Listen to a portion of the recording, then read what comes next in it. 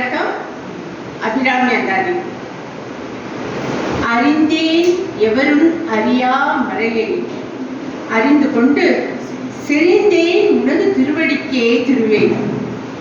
வெறுவி பிறந்தேன் நின் அன்பர் பெருமை எண்ணாத கரும நெஞ்சால் மறிந்தே விழும் நரவுக்கு உறவாய மனிதரையே.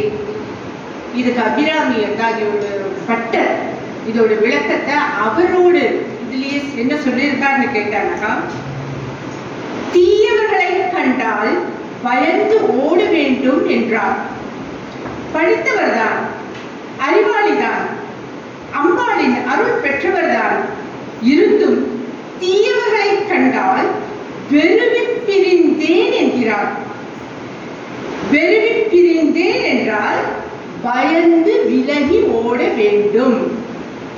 தீயவர்கள் என்றால் ஏதோ பெரிய கடாமீசை வைத்துக் கொண்டு கன்னத்தில் ஒரு வெட்டுக்காயம், கையில் துப்பாக்கி வைத்திருப்பார்கள் என்று நினைக்கக்கூடாது.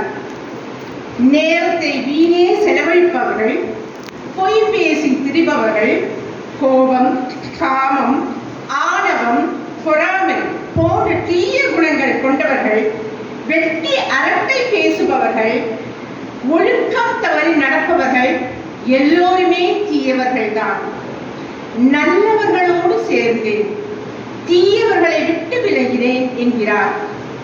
நல்லவர்களை தேடி கண்டுபிடித்து அவர்களோடு சேர்வது என்பது கடினமான காரியமாக இருக்கலாம்.